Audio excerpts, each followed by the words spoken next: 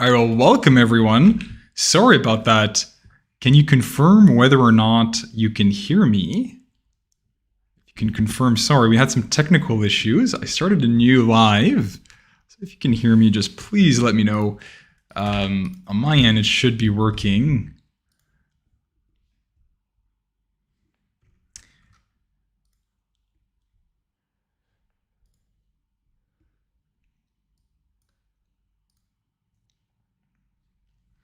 Sorry, having some technical issues this morning. I think I was able to find it out. Great. Thank you so much, guys, for confirming. You can hear me loud and clear. Thank you so well. So welcome. It's 6:36 a.m. in Toronto. My name is Cedric Marin. I'm an immigration lawyer at Holt Immigration Law.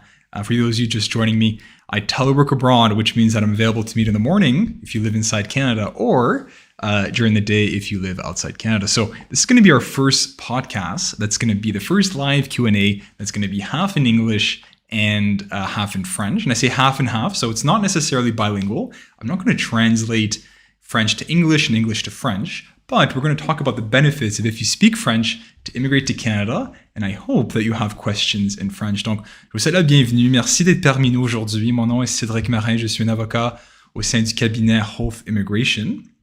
Et aujourd'hui, nous allons faire notre première séance en direct pour répondre à vos questions d'immigration. Donc, le gouvernement du Canada veut encourager des individus qui habitent à l'extérieur du Québec d'immigrer au Canada. Donc, le seuil, je crois que présentement, c'est environ 3 à 4 % de l'immigration se passe en français, donc des francophones qui s'installent en dehors du Québec. Toutefois, le Canada veut maintenir le nombre de Français à l'extérieur du Québec. Donc, il y a certains programmes spécifiques pour les individus qui peuvent s'exprimer, qui parlent français. Donc, aujourd'hui, on va parler de certains de ces avantages en français et en anglais.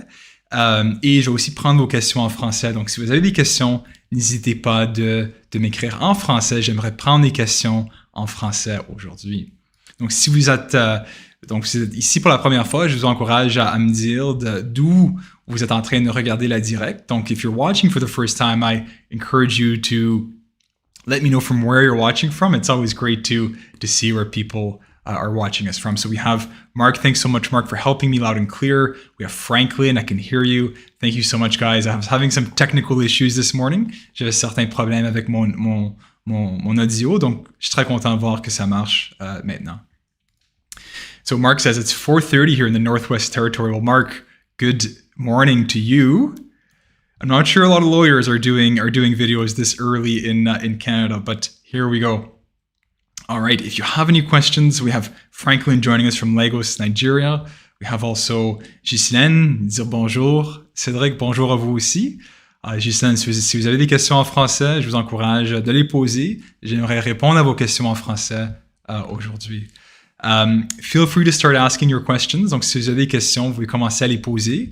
J'aimerais expliquer un petit peu dans quelques mots comment est-ce que l'immigration, comment est-ce que le fait de parler français peut vous aider à immigrer au Canada. Donc, I just want to talk very shortly about how immigrating to Canada, if you're a French speaker, can help you. This part I will translate a little bit, but again, the goal of today's podcast, on the Thursday podcast, is to be able to do them, part in French and part in English. The Tuesday, 6:30 Toronto time, is 100% English.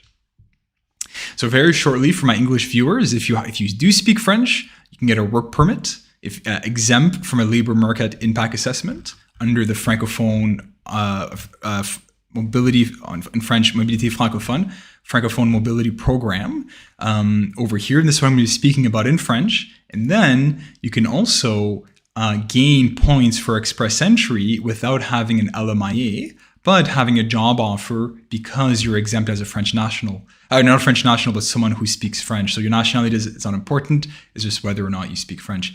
And lastly, I'm going to switch over here. You also get, as a lot of you know, you can get up to additional 50 points if you do speak French. So it's very advantageous to get a work permit, to get points for your Canadian work experience, to then get 50 additional points for express entry. It's down in the transferability points. It's really fantastic in terms of if you speak French and want to immigrate to Canada outside of Quebec, it's there we go. It's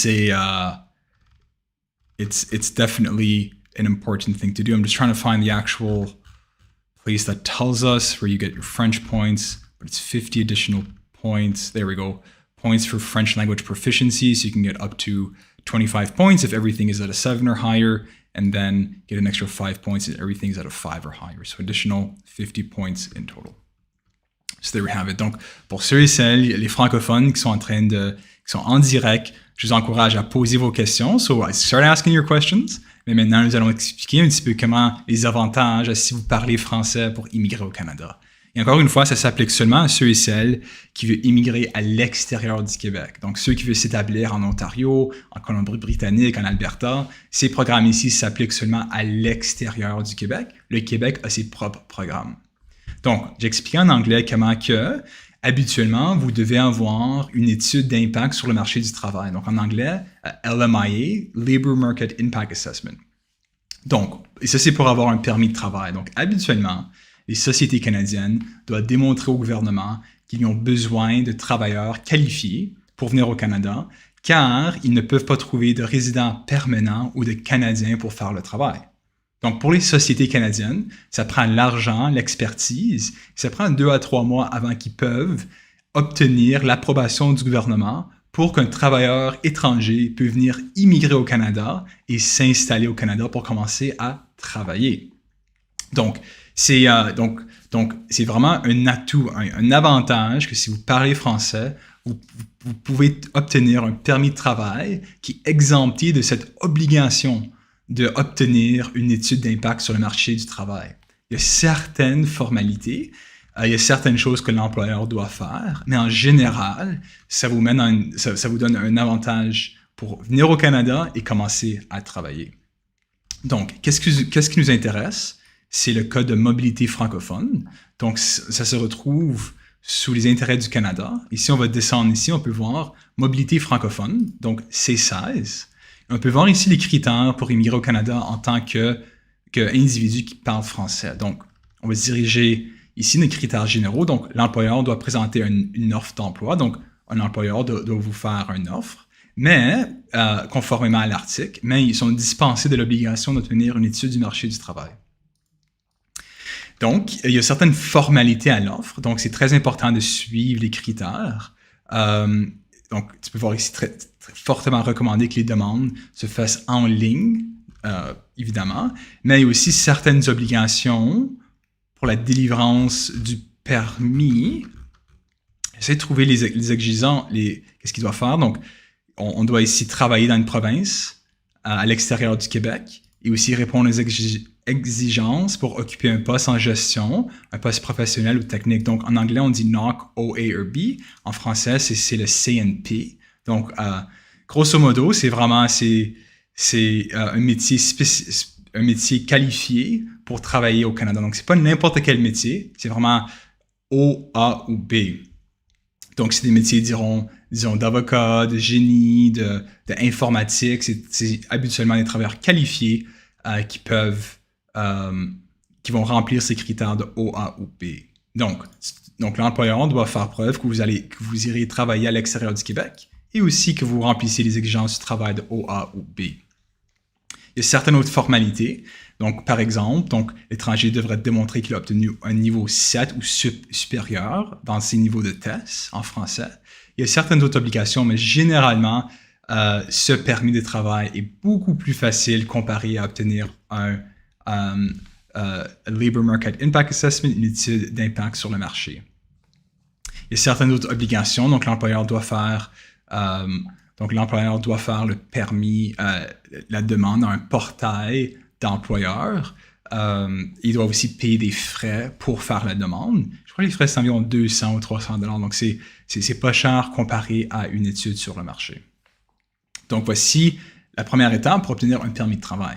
Une fois que vous avez obtenu votre permis de travail, vous pouvez obtenir des points pour votre offre d'emploi. Donc habituellement encore, ceux et celles qui ne parlent pas français doivent obtenir une étude sur le marché du travail, une étude sur l'impact du marché du travail.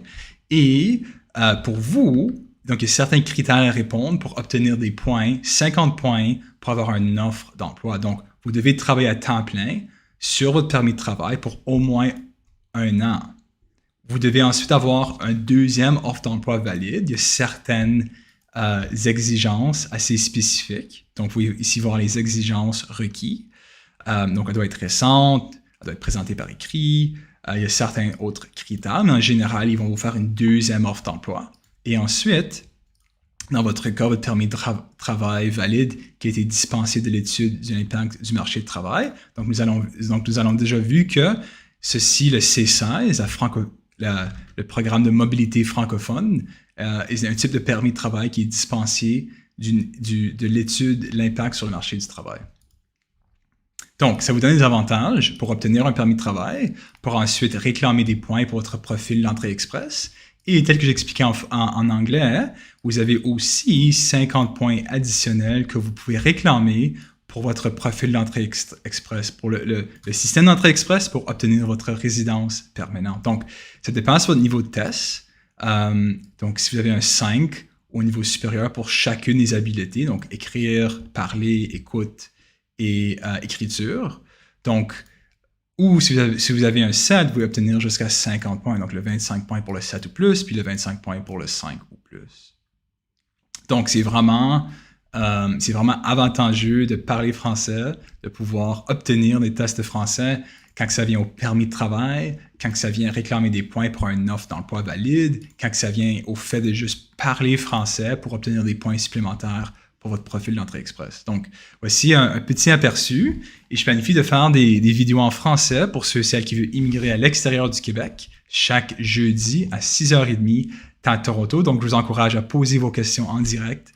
Tel qu'expliqué, la moitié en français, la moitié en anglais, ce serait mon but, mais je crois que pour l'instant, il va y avoir plus de questions en anglais.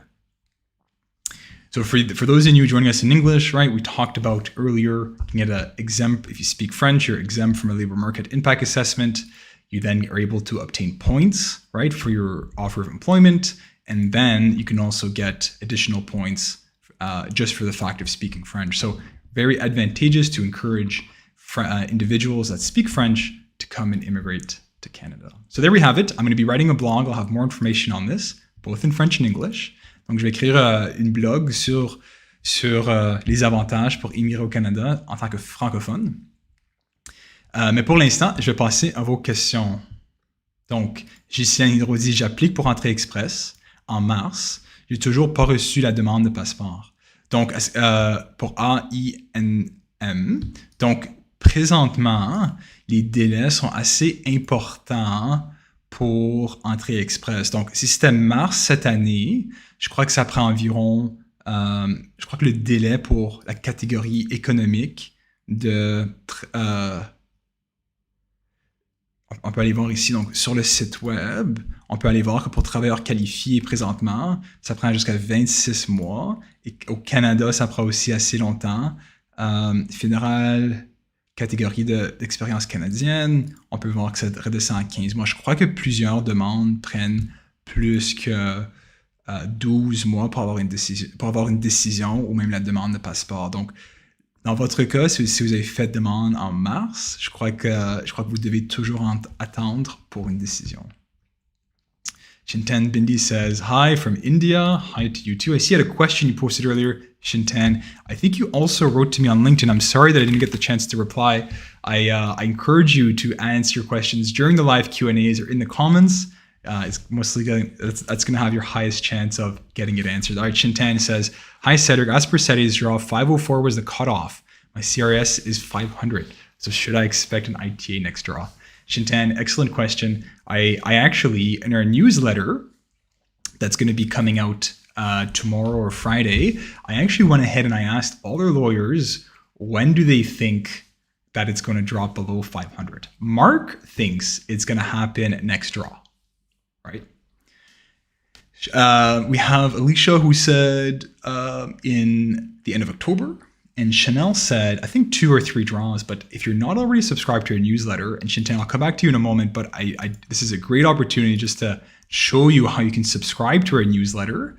So you can go on over here to resources and blog, and then right here, you can subscribe to the Canadian Immigration newsletter. So we do have newsletters every week where we come out and inform individuals. And what I'm doing right now, I'm the one who writes the newsletters. And so we're actually asking questions to our lawyers to see what everyone thinks about what's going to happen. So Shintan, I'm being a little bit more pessimistic. I'm still thinking it's going to be about 2 months, but I'm most likely wrong that it's going to take 2 months. Everyone else, Chanel, Alicia, Mark, are all thinking it's going to be closer to 2 or 3 draws, even next draw for Mark, right? But here's my logic behind it. I think I talked about it on Tuesday, but for those of you who don't know, the last draw took place yesterday. The last draw took place yesterday, and it was 504. They took 3,750 individuals. So if you take a look here, in the pool 2 days before, there was 4,000 individuals, right? So and another 480 up here, roughly, who got PNPs. So we're still talking about 5,000 individuals. They took 3,700. So, right, the next one could be in the 500s. But listen, when we saw on Tuesday in my video, we saw that there was about 6,000 individuals at the 500 and more, right? Which means that there was 6,000 individuals before the last draw. The last draw took 3,200, right? And now we're still at about 4,000 individuals with the score about 500. So it was about 1,000 or 2,000 new applications, about 500 in the last 2 weeks, right? And I think we're going to continue to see a trend of individuals who've been on the sidelines waiting to complete their applications, or that just learned that this is going to drop. We're going to be making more applications. So realistically, I think next draw or the draw after, we could see it go to 500. I'm not sure if it was you or someone else, but I know language tests might be expiring and whatnot. You should still consider fixing an appointment because then you have your ITA and you have to submit your application before your language test would expire, right? So if you're betting on that ITA and you don't know if it's going to be next draw or 2 draws or 3 draws, not a bad idea to just schedule your language tests already.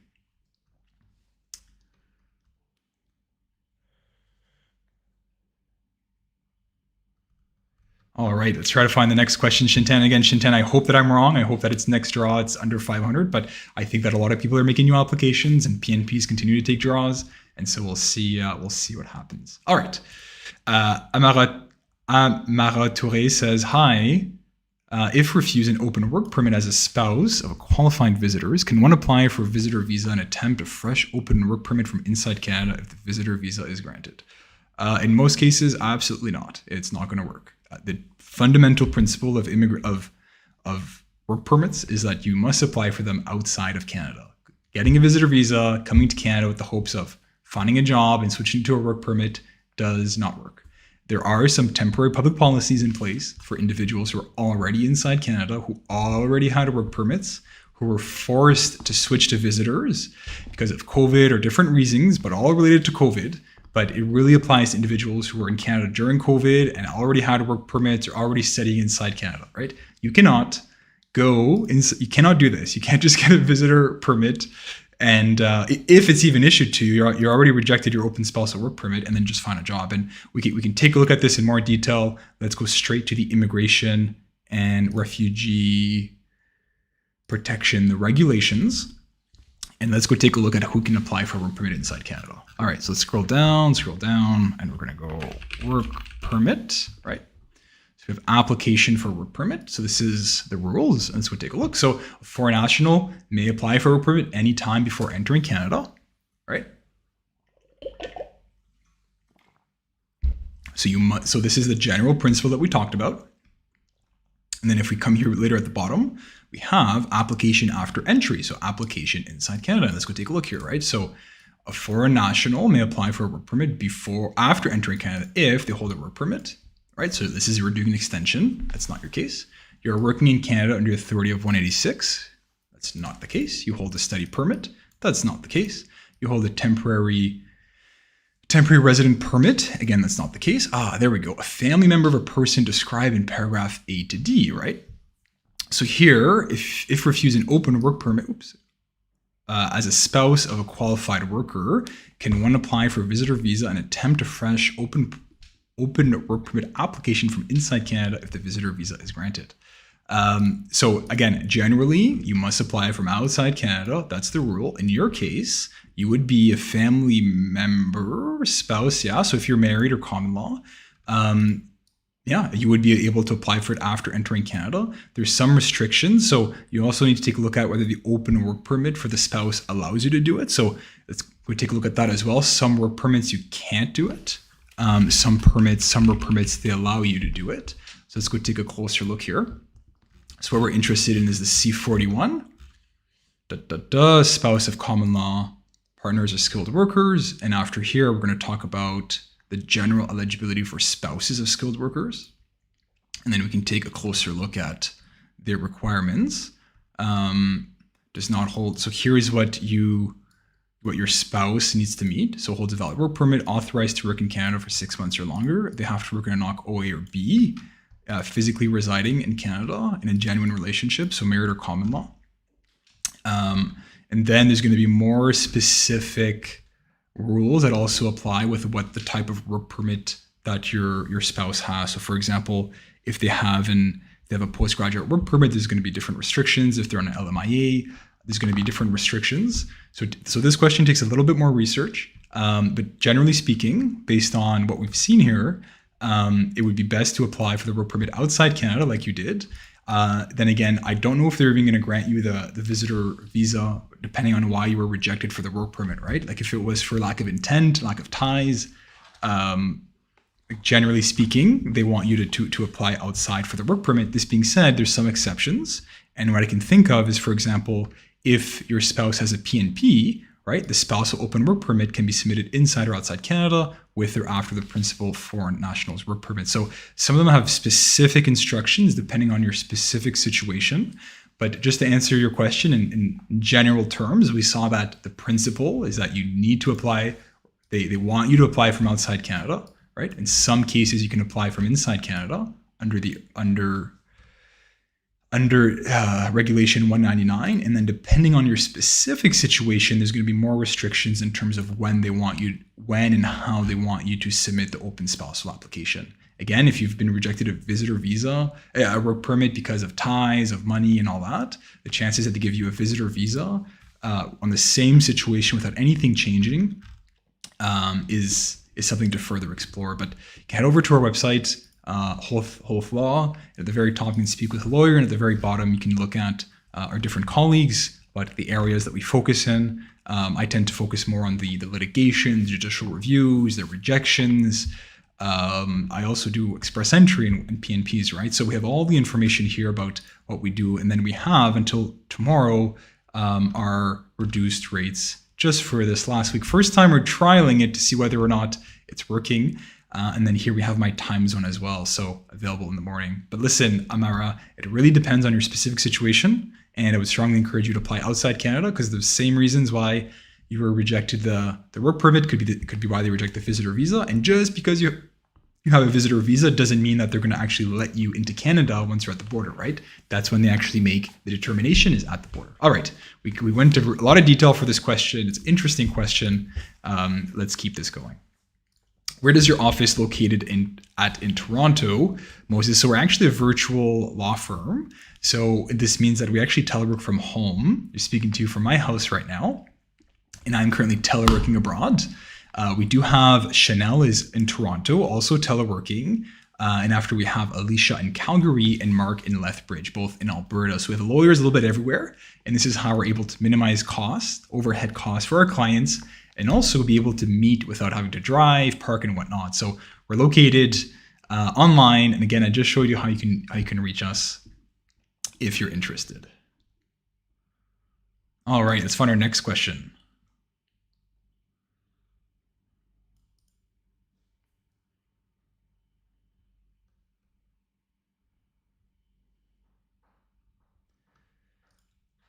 So hi, Chloe. So here we have a question about Quebec. And I just want to highlight that, again, we're licensed, we're all lawyers. Mark, Alicia, Chanel, and I, we're all lawyers. And we're all licensed and qualified to practice immigration law outside of Quebec, but only outside of Quebec. Anywhere in Canada outside of Quebec. So fortunately, we don't answer or necessarily deal with Quebec PR programs. And again, just a caveat for everyone watching. Again, this is just general legal information about immigration outside of Quebec. Yeah, so Amara, going back to your question, say, hi, can one apply at the same time to two different immigration categories? Let's say visitor and spouse of qualified worker class. Again, they're going to see both of the applications, right? These are both temporary intents. I mean, technically you could, but if you're applying for a visitor visa, it's because you don't intend to work inside Canada. And if you're applying for the work visa, work permit, is because you're coming to Canada to work, right? So I wouldn't say that they're incompatible, but they do have different intentions for different purposes. And most likely, they're going to see both applications and they're going to assess the work one first, ideally. And then if you're rejected, assess the visitor one. But, as I talked a lot about, you could be rejected for the exact same reasons, whether it's ties, intentions, and whatnot. Generally speaking, if your spouse is already in Canada, it's difficult to have somebody just join you on the open spousal, right? Or a visitor visa, because they have strong ties inside Canada. They have you, who's living inside Canada, who you're married to. So there we go. Franklin, donc, il dit « J'aimerais me renseigner et j'ai besoin d'éclaircissements et de vos conseils professionnels. » Donc, Franklin, donc nous sommes un cabinet d'avocats et je vous encourage, ça commence avec une consultation. Donc, nos services, on fait des YouTube pour informer aux gens comment immigrer au Canada. Mais si vous voulez nous engager et avoir des conseils particuliers concernant votre situation d'immigration, je vous encourage d'aller sur notre site web, thewholelaw.com, pour une consultation. Sur notre site web, nous avons aussi d'autres ressources. Donc, nous avons des ressources ici. Donc, c'est seulement en anglais présentement, mais nous avons des ressources pour vous aider à préparer votre propre demande d'immigration. Donc, comment est-ce que ça marche pour ceux et celles qui veulent engager des travailleurs qualifiés, les nouveaux portails pour soumettre des demandes en ligne. Donc, il y a plusieurs ressources ici pour vous aider pour immigrer au Canada. Mais notre cabinet est différent. On n'engage pas d'assistant ou assistante pour nous aider. Mais on travaille directement avec nos clients, un avocat avec leurs clients pour immigrer au Canada.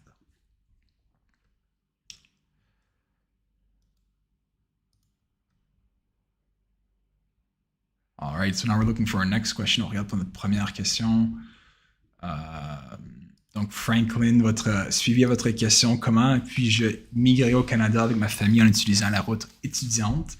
Donc, la première chose à savoir pour un permis d'études est que les frais d'étudiant pour les étrangers coûtent assez cher. Donc, ça pourrait coûter entre 10, 15, 20 000 $ par année pour un programme d'études au Canada. Donc, la première question, ce serait, est-ce que vous avez assez d'argent pour payer les frais universitaire ou collégial, si vous pouvez même qualifier. Donc, c'est la première étape, c'est de savoir, OK, si j'étais pour être accepté, est-ce que j'ai au moins le 10, 15, 20 000 pour payer les frais d'études? Vous avez besoin d'un autre 10 000 de dollars pour vous supporter pendant vos études. Si vous allez sur notre site web, on a un blog qui explique les erreurs, les raisons populaires pour lesquelles que les demandes de visa d'études sont rejetées. C'est écrit par Alicia. C'est une blog assez populaire. Donc le voici. Donc, les 10 raisons, les top 10 reasons for study permit refusal. Donc, dans votre cas, ça fait combien de temps est-ce que vous avez étudié entre votre dernier programme d'études?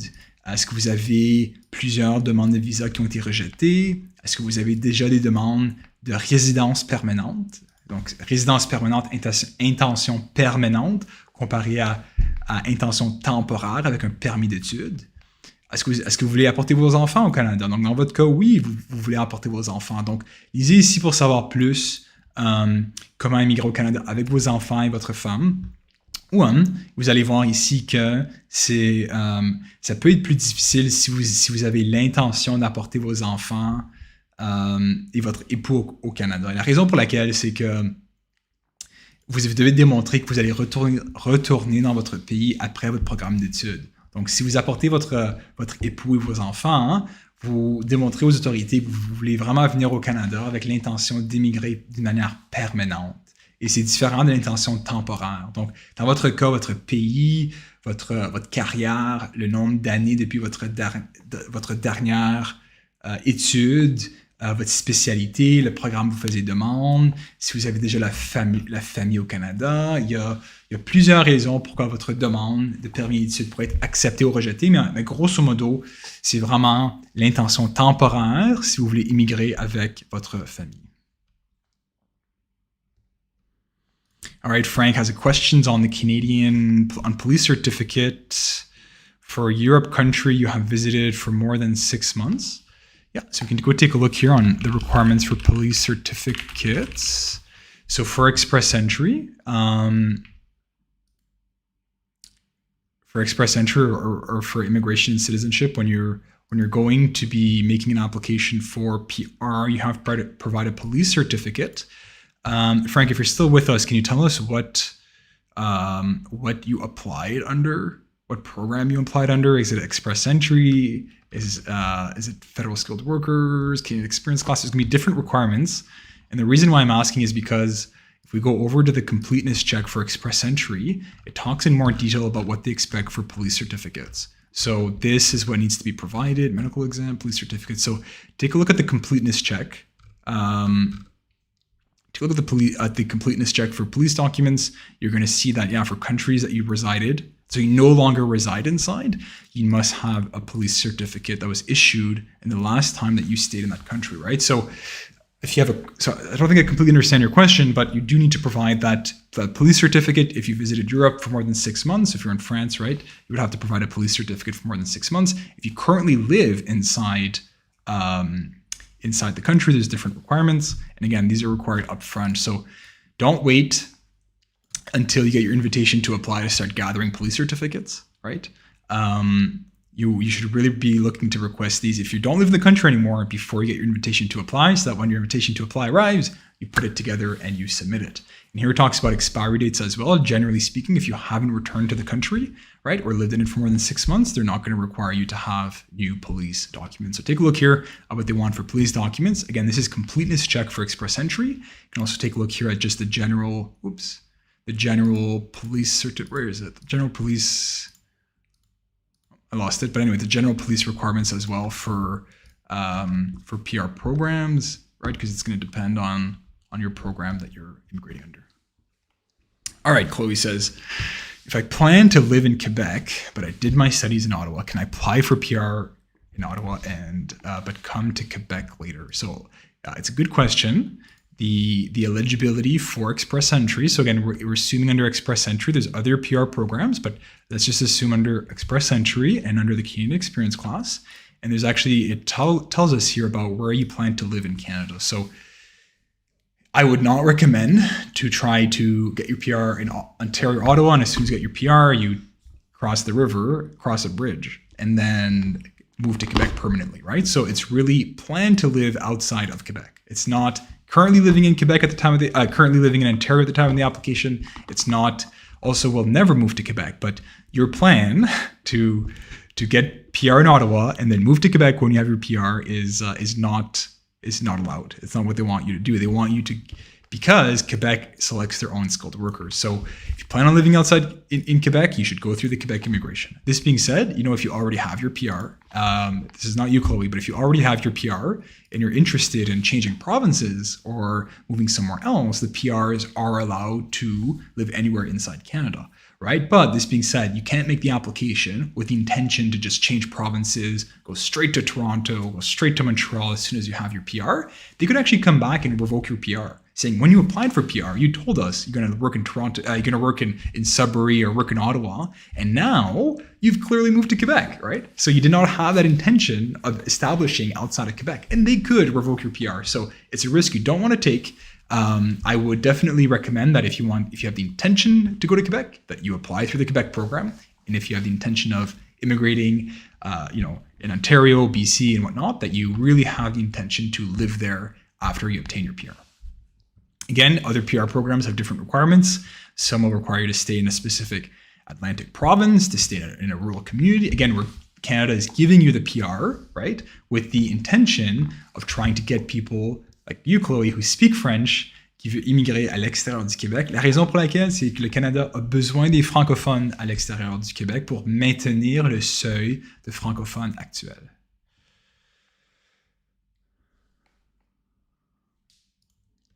All right, Shintan. We're back at Shintan. We're back about express entry. A lot of buzz about this, not just Shintan, but also on our Facebook pages. We're getting emails from clients and whatnot. You're saying just 1 point reduction each time, CNC and PNP. Listen, Shintan, it's my best guess. I do think, maybe a point reduction or so, maybe in the high 490s for at least 2-3 months. But I do think, we're getting a lot of interest from people contacting us. And also you can see on Twitter and whatnot of people who are making express entry applications. So listen, let's hope that I'm wrong, but we're seeing the CRS score going down slowly and slowly after each draw. But listen, I hope that I'm wrong. I hope that next draw it's in the 490s. That'd be great for a lot of individuals. All right, I contact IRCC through web form last days, no answer. I'll also contact MP office, still waiting for updates. Listen, Medina, I'm sorry, but the web forms were taking about 2 months to get a reply. And it's not really advertised, right? It's like, give us a web form, we'll do our best, we'll get back to you. But in reality, it takes well over 2 months to do a web form.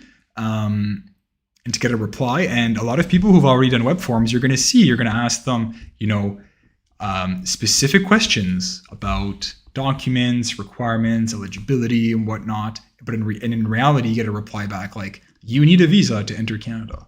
So a lot of times the web forms are not really. You have to do them, and they're a good option, but do keep in mind that even after you wait a month or two, you might just get a generic reply that doesn't really apply to your case. And there's two different really types of web forms. So we have one here. Let me just pull them up. There's a web form for inside Canada. There's also a web form for outside Canada. So if we head over to our screen here and share it, you'll see that this is the web form usually if you're inside Canada. This is going to go through like a triage, and then they're going to send the case to the proper office. But here we also have another web form, and this one is directed to individuals outside Canada. So this one here actually allows you to submit, you see outside Canada, we're going to say yes. And after here, it actually allows you to contact, you can't see it on my screen, but a drop-down menu pops up and it allows you, it says, do you want to apply in, have you already submitted your application in Italy, Rome, and Poland, and Romania, Russia, and whatnot. So you can actually click to select. So here we'll take Paris, France. And then you can actually submit your inquiry directly to the visa office in Paris, and it kind of avoids this triage. But listen, 10 days for a web form. I'm sorry to tell you, but it's you have a little bit more time to wait before you get a reply. My work permit is processed for the past 24 months. Would like to do a mandamus. How much do you charge for mandamus? So we'll get straight to your question, and we'll talk more about mandamus. So on our website, you can go over to legal fees. Then here at the very bottom, we have our fees for the mandamus. Do we have the fees for the mandamus? These are for judicial reviews. Oh no, we don't have fees for. Oh, I'm sorry. Listen, this is something that I'm going to change after this podcast. There is a blog on mandamus. I'm not sure if you've seen it, but under legal services, we can go and get rid of mandamus. So here I wrote about the mandamus. So myself, a lawyer, I clerked at the federal court, and I worked at the Immigration and Refugee Board as a decision maker. And so I did have experience in terms of providing advice to judges on mandamus applications. Here we talk about the process. I think generally speaking, you want to be at least double the processing time for your country. So double the processing time is gonna have more attention, and it's not like a quick process where you send an email and tomorrow you get the mandamus, right? It goes back into processing. In reality, you're gonna have to send them what's called the first letter is a letter of demand. So we send it to the Department of Justice, the visa office, and we say, hey guys, start processing this. It's been way too long. And the second step is actually going to the federal court and saying, listen, we tried to contact IRCC. It is not working. We've done so many things. Please grant us the mandamus. And that can take also a few months. And at the very bottom, I think we have our legal fees. Yeah, there we go. So the very first step, as I mentioned, is drafting the letter of demand. So we do charge $1,200 for this. And after filing the application and perfecting the record is $2,500. So these are the fees that we think are appropriate for the level of experience that we have. So myself, having clerked at the federal court, being a decision maker inside Canada, having Mark and Alicia at 17, 18 years of immigration legal experience, these fees are what we consider appropriate based on our letter on the amount of experience we have in immigration law. It's not the most expensive, it's not the cheapest, but you get what you pay for. Do keep in mind that our office is a little bit different. We don't work with consultants, assistants, and whatnot. You work one-on-one with a lawyer. So the next step for you, Window, would be to actually meet together and get more information on the timeline of your case. When did the applications happen? Do you have any updates on the applications? Are you responsible for the delay? And understand the timeline. And then it would be drafting a letter of demand. It could be anywhere from 2, 3, 4 pages that explains your whole situation to the visa offices to show them, hey guys, it's been a very long time. If they don't reply, if we don't settle it within a month or two, then we're going to proceed with actually going to federal court and filing the mandamus. We start by filing a notice, an application for leave and judicial review, and we explain what happened, what is going on, and then we wait for IRCC to get back to us, and then we file the actual written briefs at the federal court, which are going to explain why we believe the mandamus application needs to succeed. So we really charge clients based on how much work we do, and it's a step-by-step building all the way from actually going to the federal court and attending a hearing. But I encourage you, if you're curious, take a look here, Legal Services Mandamus. I also do judicial reviews, doing some right now for misrepresentations, doing some for errors that IRCC made. Read also about judicial reviews. If you have a rejected application, it could be an appropriate remedy for you to go to the federal court. So there we have it. And again, I'd love to meet with you, Vindo. It sounds like you have a good case just based on the work permit 24 months. But again, we need to understand the office, whether you're responsible for any of the delays, and really what is happening in your case. All right. Imed dit bonjour Cedric, bonjour Imed. J'espère que vous allez bien. Il dit bonjour Cedric, je suis algérien. Je souhaite immigrer par une offre d'emploi. Comment faire? J'ai fait le TCF Canada et j'ai un profil entrée express. Merci. Donc, Imed, je crois que la prochaine option pour vous, c'est de postuler pour des emplois. Donc, vous pouvez expliquer aux employeurs dans votre demande d'emploi au Canada que vous pouvez prendre avantage du programme de mobilité internationale. Donc, c'est un programme, tel qu'expliqué au début, qui va permettre aux employeurs d'engager des Canadiens sans avoir besoin de faire l'étude d'impact sur le marché du travail. Donc, c'est vraiment un avantage pour vous, pour immigrer au Canada. Et encore, nous avons expliqué comment que ça doit être à un niveau A ou B et à l'extérieur du Québec. Donc, il peut vous faire une demande, il peut vous donner une lettre, une offre d'emploi pour obtenir ensuite un permis de travail. Tel qu'expliqué avec votre permis de travail, vous pouvez ensuite obtenir des points pour votre profil d'entrée express après une année de travail à temps plein. Et ensuite même, pour votre profil, on a discuté pour entrée express, obtenir des points supplémentaires. Donc, pour vous, la prochaine étape, vous avez un profil d'entrée express, vous avez fait votre test de langue, c'est de commencer à postuler pour des emplois. Donc, écrire aux employeurs et commencer à postuler pour des différents emplois. Donc, vous pouvez aussi attendre que vous êtes sélectionné pour votre profil d'entrée express, dépendamment de votre score, mais une option valide pour vous, c'est d'obtenir un permis de travail sans études sur le marché. Donc, je vous encourage à contacter des employeurs et voir si certains d'entre eux veulent vous engager. N'oubliez pas qu'en tant que citoyen d'Algérie, vous auriez besoin aussi d'un visa pour venir au Canada. Donc, dans votre cas, vous avez besoin évidemment de l'offre d'emploi, faire une demande pour un permis de travail, faire une demande pour un visa pour entrer au Canada. Donc, le processus, ça prend du temps. Dans votre cas, un petit peu plus longtemps que, disons, un citoyen français de France qui n'a pas besoin de visa peut venir au Canada une fois qu'ils ont le permis de travail. Donc, mais je vous encourage d'écrire des employeurs au Canada qui vous intéressent dans votre métier pour voir s'ils seraient prêts à faire une demande de faire une demande pour un permis de travail. C'est ça.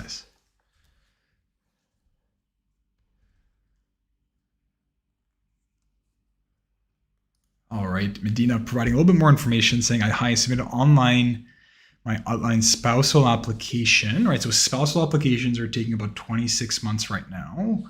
I got confirmation, but I now didn't get a file number, didn't hear back from IRCC, any idea about. I mean, really, it's just a waiting game, especially for outside Canada spousals. Take a look here, sponsoring.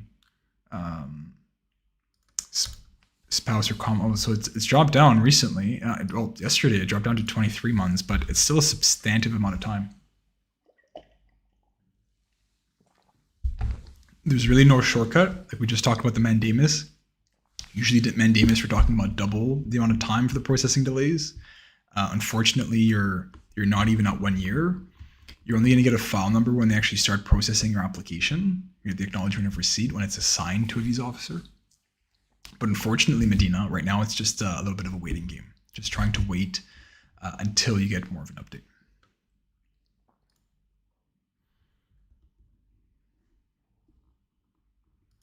Axel, return. Axel, how are you? I've seen you on this channel quite a bit. All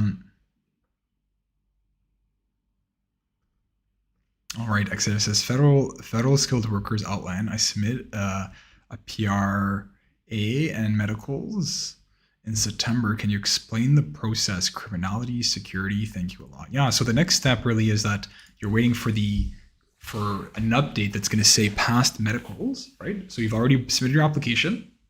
So you create a profile, you get an invitation to apply. You then apply, do your EAPR, and then the next step here is you're waiting.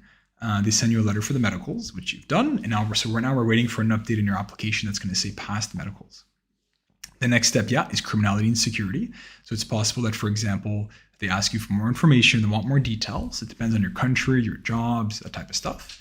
And then there's also IRCC works with other Canadian agencies to do also a background and security check as well. So really, I think you're just waiting, more of an administrative process, right? You've given your medicals, you're waiting to be passed, you're waiting to get checked, and then hopefully get your confirmation of permanent residence, your passport request and the confirmation of permanent residence. So that's the best case scenario, but keep in mind that they might have more questions based on where you're from and what you're doing. But generally speaking, we're just waiting. It's just a waiting game.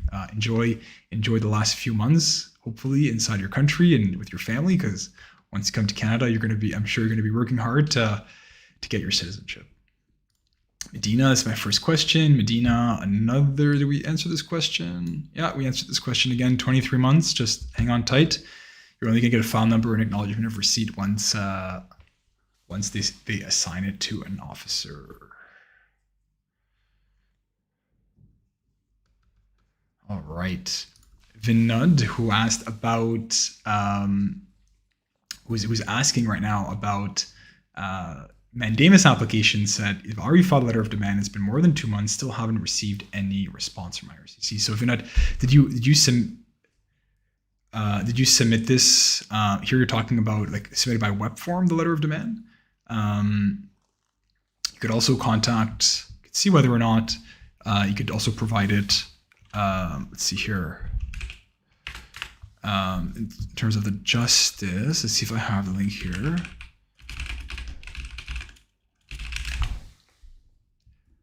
So if you're going to be self-representing yourself for the Mandamus, or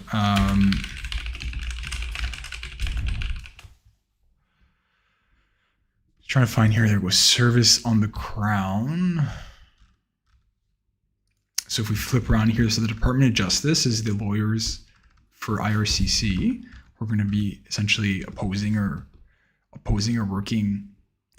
essentially your Mandamus application. And usually what you would do is you send it to Department of Justice. You also send it by web form. And again, we saw how you can do the web form specific to a visa office, right? So go ahead and do that.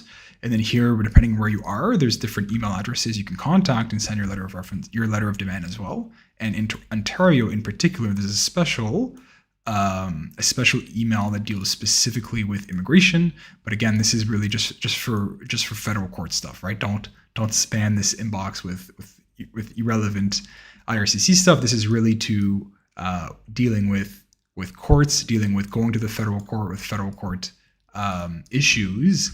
If you're going to be sending a letter of demand, you can also send it to Department of Justice, IRCC by web form, and hope to get something. If they don't answer you, right, then we could be looking at actually making the letter of demand, not a letter of demand, but the notice of the application for judicial review, for leave and judicial review at the federal court for the Mandamus, especially in your case, it's been over 24 months. And if you're still with us, can you mind me just asking what country, where did you submit this? Some of these offices have some very serious delays. So if we go here to work permits, and then we go outside Canada, and then let's just pick a random country. We have Laos. I don't know if there's a lot of demand there. Let's pick another country. Let's take a look at Japan. So right now it takes 19 weeks.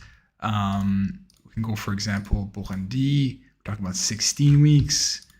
Again, just picking countries randomly. 16 weeks as well. If we go to higher demand countries, so for example, if we take a look at India, let's go take a look at India. A lot of applicants from India. We're talking about 24 weeks, right? So in this case, you're like 4 times the amount of time it's taking. So yeah, Mandamus could very well be a solid application to get your file back on track and get going. Medina says, I feel injustice because IRCC is pulling others in front. Yeah, so Medina, so you're dealing with a a family sponsorship, right? So family sponsorship, it's not an economic-based sponsorship. So you're right that they are putting other people in front of you for the processing of study permits, work permits, and economic immigration, right? They're coming to Canada to further Canada's labor market, to help Canadian companies, right? And so there's definitely different interests and different prioritization in IRCC when it comes to family sponsorships compared to economic or student class, who are students coming to Canada to pay foreign tuition, workers who are coming to help Canadian companies, right? So it's they're definitely putting people in front of you, and it's a policy choice that IRCC has taken. And obviously, I wish that there was none of these processing times, right? But just to help you understand a little bit why IRCC does things, and doesn't mean that I agree or disagree with them, but I'm just laying out how it is and my two thoughts on that.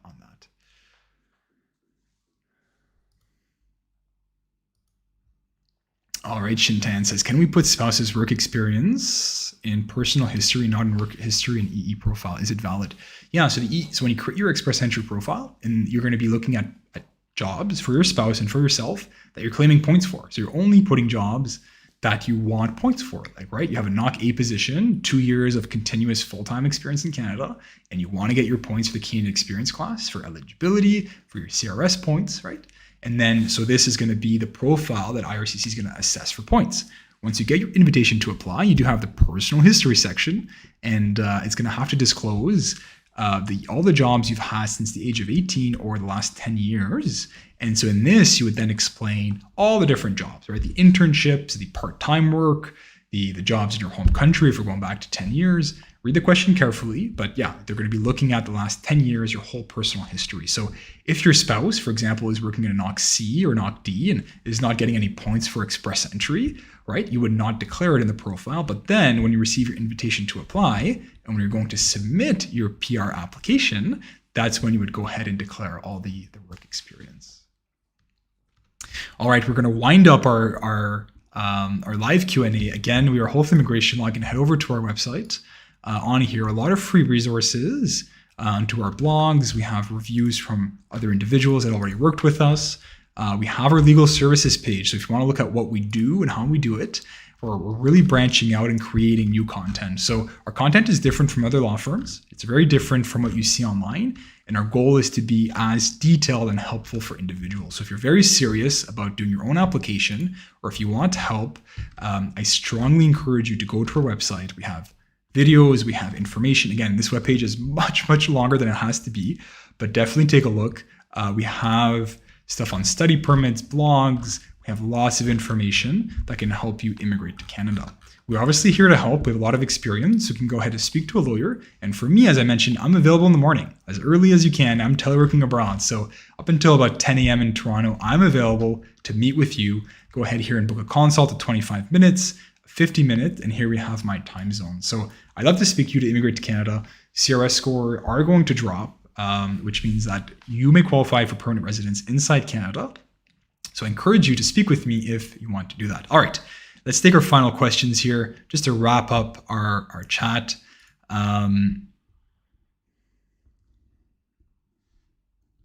We have Paul, who says, does Express Entry course offered also involve instructions on OINP applicants from when someone gets a nomination of interest? I don't think our courses do. So the Express Entry course, we can actually take a look. So if you head over to our website and click on Canadian Immigration Courses, there's also a link in the description. You can head down here and explore our courses. Our Express Entry one is our flagship one, is what we do best. Our next one is happening in November. And this being said, you can register right now because you can get access to all this information, right? So we have videos on how completing the application, everything, tips and tricks on all the videos, about 640 hours of videos, about 10 hours of videos. And the way it works essentially is, you would create your application, go through it and whatnot, but it does not include PNPs. I think there's a short section about accepting PNPs, but generally speaking, this does not run you through about how to create a PNP application, how to get the nomination of interest and whatnot. This is just our course on Express Entry for CEC and federal skilled workers mostly. But again, do have experience with PNPs, and I encourage you to write to us if you'd like assistance and legal advice to do that.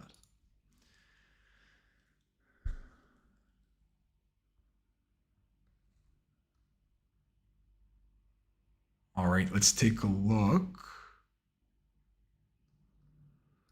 So we have, yeah, if you know, so more information about your case. Again, we've talked a lot about Mandamus in this podcast, but it's good to know. Yeah, a postgraduate work permit should not take 24 months. A lot of applicants right now are getting them in 160 days, 166 days, some of them even 4 months. So this is not usual. There's obviously something that's been going on. So yeah, reach out, book a consult. Let's talk about it in more detail.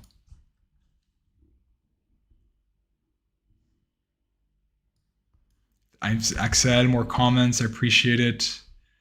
Yeah, appreciate it. Yeah, happy to help, guys. I mean,